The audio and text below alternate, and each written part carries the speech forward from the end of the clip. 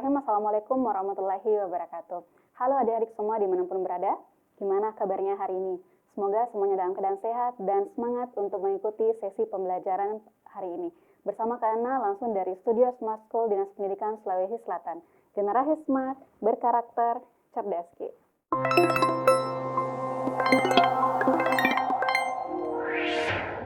Oke adik-adik, masih dalam persiapan TKA 2026. Pada sesi ini kita akan bahas materi matematika wajib, khususnya pada bab dimensi 3. Dan pada sesi ini adalah dimensi 3 part yang ketiga. Nah, apa aja yang kita bahas hari ini? Jadi ada dua submateri yang akan kita bahas. Yang pertama ada jarak titik ke bidang, yang kedua ada sudut antara dalam dimensi 3. Nah, untuk lebih mempersingkat waktu, langsung saja kita bahas masing-masing dari submaterinya. Nah, untuk bagian pertama yakni jarak titik ke bidang. Nah, sebelum kita ke contoh soalnya, kita harus tahu dulu konsep dari jarak titik ke bidang.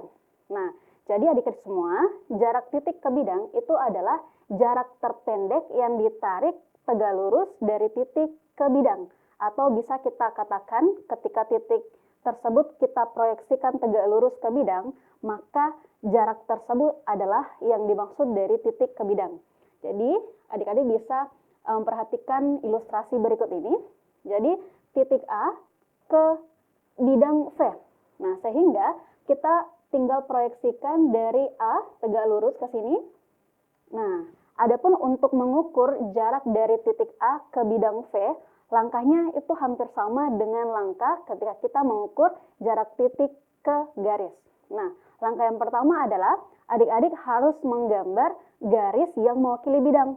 Nah, taruhlah pada kali ini kita ambil garis yang mewakili bidang, yaitu garis A aksen ini. Gitu ya, garis biru itu. Nah, kemudian langkah berikutnya adalah pastikan kita menemukan segitiga yang memuat garis yang mewakili bidang dengan titik yang dicari nanti jaraknya ke bidang tersebut. Maka cara menggambarnya adalah adik-adik tinggal tarik garis dari titik A ke ujung garis yang mewakili bidang. Nah, setelah dapat segitiganya, maka kita memiliki 3 opsi penyelesaian.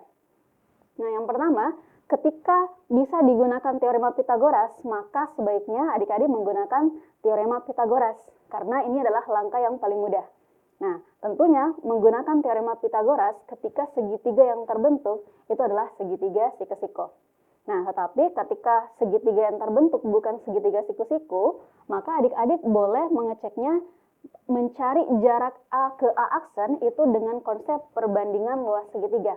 Sebagaimana yang kita pelajari di dimensi 3 bagian yang kedua. Nah, begitupun dalil proyeksi segitiga. Nah, biasanya penggunaan dalil proyeksi segitiga itu kita gunakan ketika segitiga yang terbentuk itu adalah segitiga sebarang. Artinya bukan segitiga sama kaki. Nah, untuk mengetahui lebih lanjut, kita ke contoh yang pertama. Oke, nah untuk contoh yang pertama, diketahui kubus ABCDFGH dengan panjang rusuk yaitu 5 cm. Yang ditanyakan adalah jarak titik D ke bidang EFGH. Nah, di sini boleh titik A, boleh juga dari titik D, karena jarak dari A ke bidang ini sama ya. Nah, berarti kalau misalkan dari A ke bidang EFGH, nah konsepnya kan adalah jarak terpendek yang ditarik dari titik ke bidang. Maka jarak terpendeknya itu bisa diwakili oleh garis biru ini. Nah, itu sama saja kalau kita tarik dari D ke H. Maka jaraknya akan sama juga ketika kita tarik dari B ke bidang, begitupun dari C ke bidangnya. Gitu ya. Nah, di mana jarak yang mewakili titik A ke bidang itu sama saja jaraknya adalah itu sama dengan rusuk dari kubus itu sendiri, yaitu 5 cm. Maka bisa kita tentukan bahwa jarak dari A ke bidang EFGH itu sama dengan 5 cm. Oke, jadi kadang-kala soal yang diberikan itu tidak terlalu susah dalam menganalisisnya ya. Nah, yang penting adik-adik harus paham konsepnya. Nah, kita ke contoh berikutnya. Nah, untuk contoh yang kedua, diketahui kubus A, B, C, D, E, F, G, H dengan panjang rusuk yang sama. Nah, kemudian yang ditanyakan adalah jarak titik A ke bidang E, F, B, D, H, F. Nah, jadi konsepnya sama, adalah kita mencari jarak terpendek ketika kita proyeksikan titik A ke bidang. Nah, ternyata ketika kita proyeksikan, jarak terpendeknya itu diwakili oleh garis ini.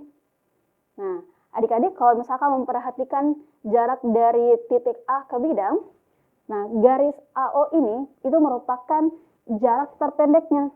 Seperti itu. Karena ketika kita tarik ke O, maka dia langsung tegak lurus.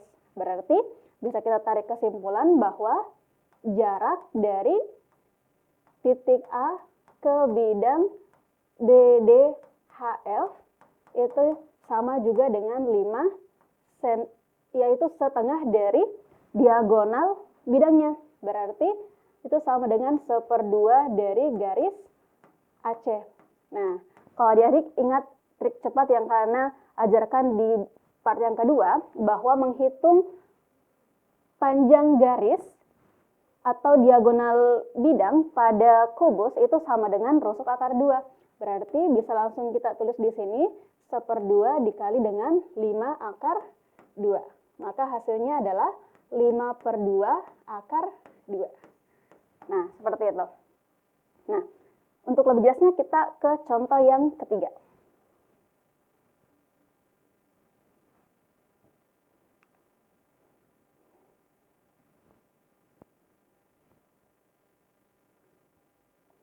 Oke, nah masih pada kubus, diketahui kubus A, B, C, D, E, F, G, H dengan panjang rusuk yaitu 6 cm. Yang ditanyakan di sini adalah jarak titik E ke bidang B, D, G. Nah, jadi kita harus menemukan dulu garis yang mewakili bidang. Seperti itu ya. Nah, berarti adik-adik perhatikan garis GO. Nah, garis GO ini adalah garis yang mewakili bidang. Jadi caranya adalah adik-adik tinggal proyeksikan tegak lurus ke sini. Sehingga bagian O itu pasti tegak lurus ya. Nah, berarti setelah mendapat garis yang mewakili bidang, adik-adik tinggal menentukan segitiga yang meliputi garis GO dengan titik F. Nah, caranya adalah adik-adik langsung tarik aja garis dari titik ke ujung garisnya. Oke. Nah, sehingga terbentuk segitiga OEG. Nah, sehingga yang dimaksud jarak titik ke bidang itu adalah diwakili oleh garis E ke P. Nah, di sini tegak lurus. Nah, sehingga di sini kan tidak bisa kita tentukan secara mudah ya, sehingga kita bisa menggunakan perbandingan luas segitiga ataupun dalil proyeksi segitiga. Nah, kita lihat dulu. Nah, ketika kita perhatikan segitiganya, ternyata ketika kita tarik dari titik O tegak lurus ke sini, ini kan akan tegak lurus. Nah, sehingga taruhlah di sini adalah O aksen, sehingga OO aksen itu kan jaraknya sama dengan rusuk dari kubusnya. Nah, maka tinggal kita gunakan perbandingan luas segitiga. Jadi, kalian ingatkan bahwa perbandingan luas segitiga adalah mencari dua cara untuk menentukan luas segitiga pada segitiga yang sama. Nah, sehingga bisa kita tulis L1 sama dengan L2. Nah, cara yang pertama untuk menentukan luas segitiga OEG itu adalah 1/2 kita kalikan dengan sisi GO, kemudian kita kalikan dengan sisi EP. Nah, ini cara yang pertama. Nah, kemudian cara yang kedua adalah kita ambil alasnya adalah E ke G, kemudian tingginya adalah OO aksen. Berarti 1/2 dikali dengan E ke G, kemudian dikali dengan OO aksen. Nah, seperti itu. Nah, kemudian karena kedua ruas itu sama-sama dikali 1/2, nah ini bisa kita coret ya. Nah, kemudian selanjutnya kalau adik-adik sudah lancar, itu boleh tidak menuliskan 1/2-nya. Tinggal alas kali tinggi yang adik-adik tuliskan. Nah, selanjutnya tinggal kita tentukan masing-masing panjang sisinya. Nah, kalau kita perhatikan GO, nah di sini karena ada trik ketika mencari jarak dari titik G ke O. Nah, jarak dari G ke O. Nah, itu sama saja adalah rusuk per 2 akar 6. Nah, artinya kalau misalkan dari sebuah titik sudut kita tarik ke tengah bidang yang berada di depannya, boleh dari tengah ABCD, boleh tengah ADHE, boleh juga ke tengah ABFE. Begitupun ketika titik G kita pindahkan misalnya ke H, ke tengah bidang ABCD, titik E ke tengah bidang ABCD juga, itu akan sama hasilnya. Adik-adik bisa menggunakan rumus R per 2 akar 6. Berarti untuk jarak G ke O, berarti kan di sini rusuknya adalah 6 ya, tinggal kita bagi 2, berarti 3. Nah, sehingga diperoleh untuk G ke O yaitu 3 akar 6. Nah, kemudian kita lanjut, kita kalikan dengan panjang sisi EP. Nah, panjang sisi EP itu kan yang belum diketahui. Nah, sehingga kemudian berikutnya bisa cari panjang dari sisi E ke G. Nah, E ke G itu merupakan diagonal bidang atau diagonal sisi dalam kubusnya. Sehingga trik cepatnya adalah rusuk akar 2. Sehingga bisa kita tulis 6 akar 2. Nah, kemudian tinggal kita kalikan dengan OO aksen. Di mana OO aksen itu jaraknya sama dengan rusuk dari kubusnya. Maka bisa kita tuliskan yaitu sama dengan 6. Nah, berikutnya tinggal kita pindah ruaskan untuk mendapatkan panjang dari EP. Nah, yaitu diperoleh EP sama dengan 6 akar 2 dikali 6, kemudian kita bagi dengan 3 akar 6. Nah, di sini kita bisa langsung menggunakan sistem coret-coret ya.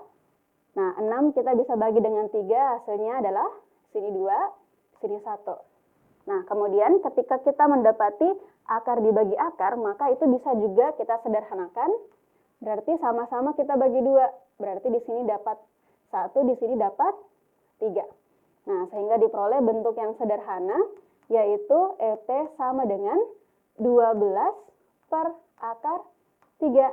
Nah, bentuk ini bisa saja adik-adik rasionalkan ketika misalkan soalnya esai, tapi kalau di pilihan ganda, bentuk ini sudah ada, maka langsung pilih jawabannya. Nah, berarti kalau kita misalkan mau merasionalkan bentuknya, maka tinggal kita kali pembilang dengan penyebutnya dengan akar 3. Maka diperoleh yaitu 12 per 3 akar 3. Atau sederhananya adalah 4 akar 3. Nah, ini adalah jarak dari titik E ke bidang BDG. Ya, semoga jelas untuk contoh yang ketiga.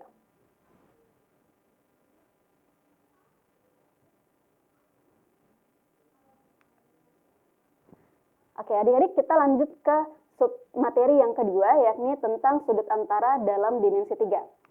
Oke, namun sebelum kita ke contoh soalnya, kita harus pelajari konsepnya dulu ya, yakni di mana sudut antara dalam dimensi 3 itu ada 3 jenis, yaitu ada sudut antara garis dengan garis, ada garis dengan bidang, dan juga ada bidang dengan bidang. Nah, kita ke yang pertama, yakni sudut antara garis dengan garis. Nah, sebagaimana di part yang pertama kita telah pelajari bahwa dalam dimensi 3 kita mengenal ada garis yang berpotongan, juga ada juga 2 garis yang bersilangan. Nah, sehingga yang dimaksud sudut antara dari 2 garis yang berpotongan itu adalah sudut yang terkecil yang terbentuk dari 2 garisnya. Berarti ilustrasinya misalkan garis G dengan H, berarti sudut ini kan yang terkecil. Maka yang dimaksud sudut antaranya itu adalah sudut alfa.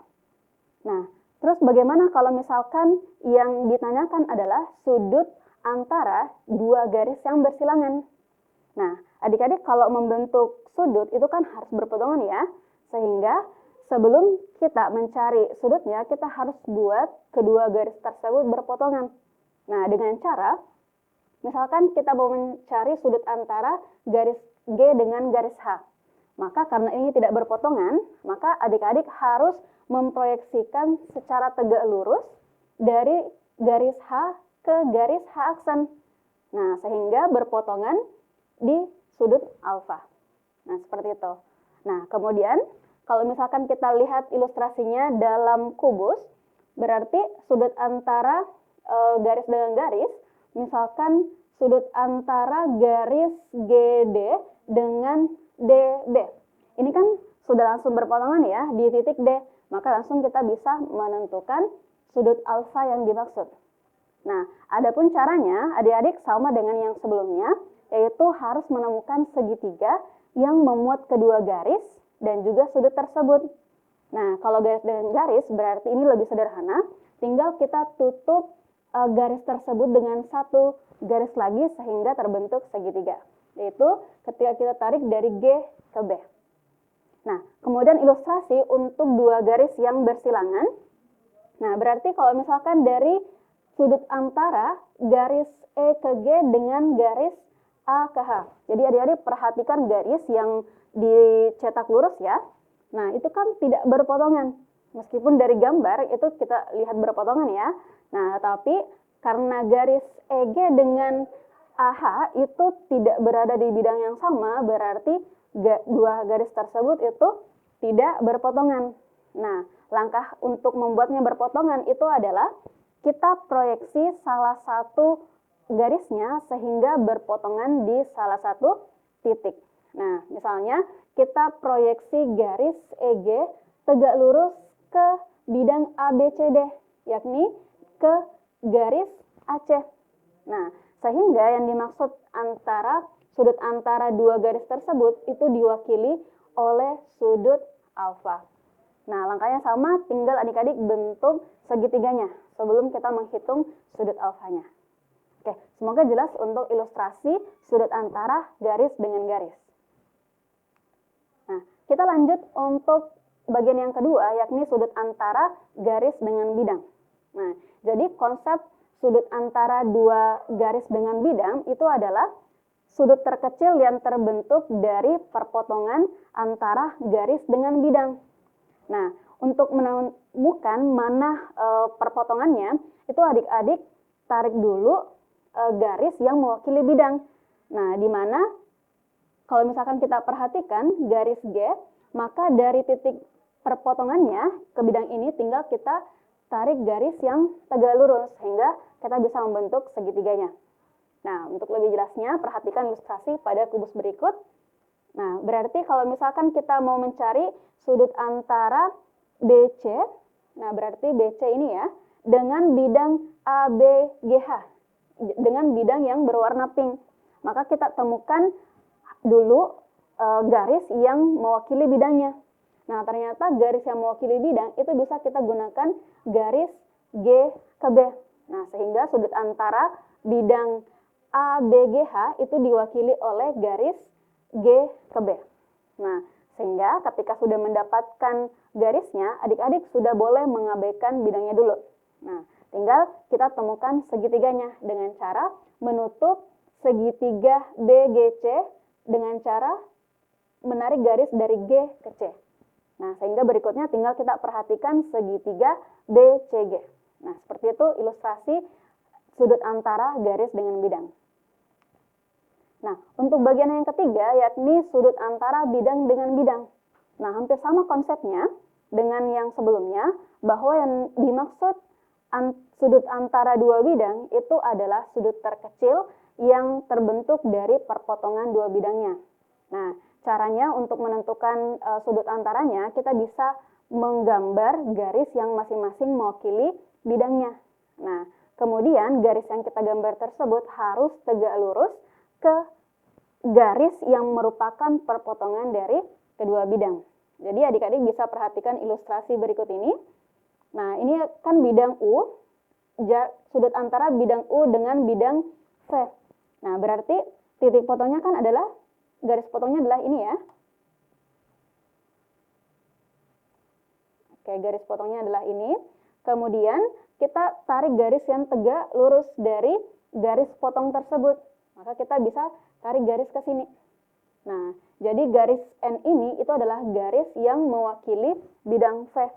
Kemudian garis M ini adalah garis yang mewakili bidang U. Nah, tinggal kita lihat yang dimaksud sudutnya adalah sudut alfa ini, yang merupakan sudut antara dua bidang. Nah, cara menentukannya sama, tinggal tutup kedua garis tersebut membentuk sebuah segitiga. Nah, sebelum kita menghitung berapa sudut alfanya. Nah, ilustrasinya bisa adik-adik perhatikan juga pada sudut antara bidang ADHE dengan bidang DBFH. Nah, kalau kita perhatikan, berarti ini bisa langsung kita tentukan sudut yang mewakilinya atau garis yang mewakilinya kan adalah garis EH untuk bidang yang pertama, kemudian garis HF untuk bidang yang kedua, sehingga sudut antaranya adalah di titik H. Nah, tinggal kita bentuk segitiganya dengan cara menarik garis dari titik E ke F. Nah, untuk lebih jelasnya kita perhatikan contoh berikutnya.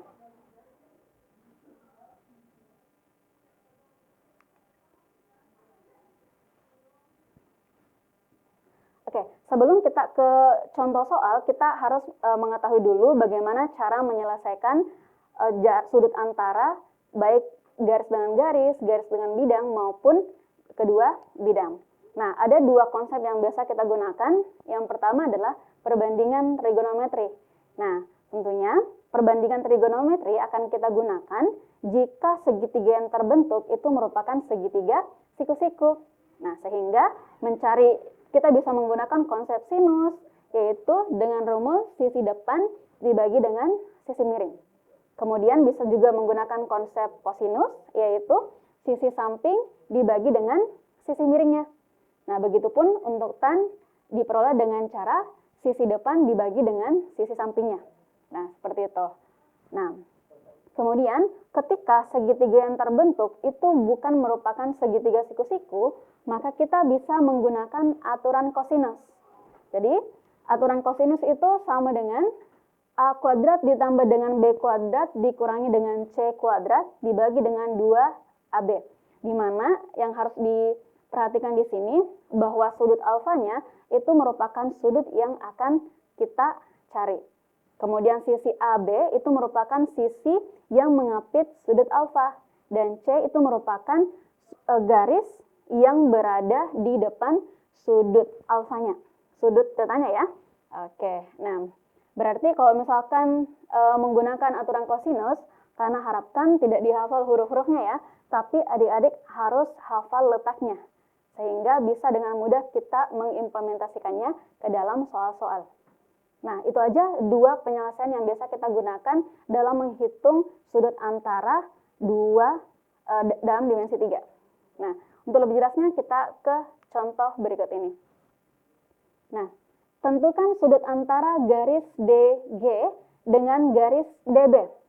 Nah, jika diketahui jari-jari dari kubus ABCD EFGH adalah 8 cm.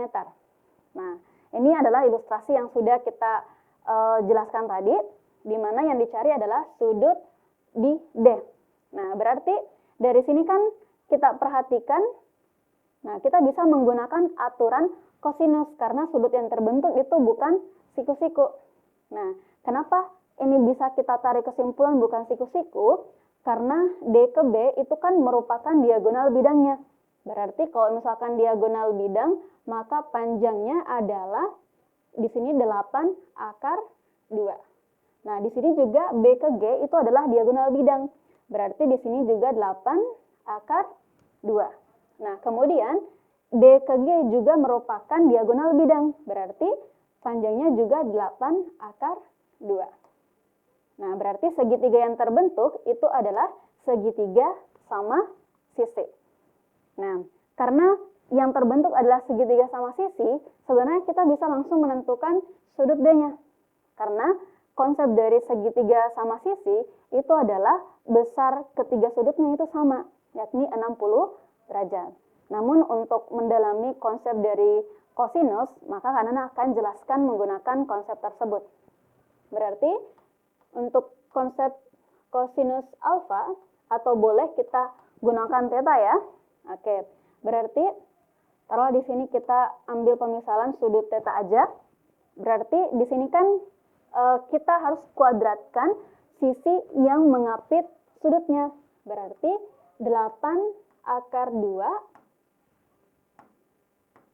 dipangkat 2-kan, kemudian ditambah dengan 8 akar 2 pangkat 2, kemudian sisi depannya kan dikurangi dengan 8 akar 2 pangkat 2.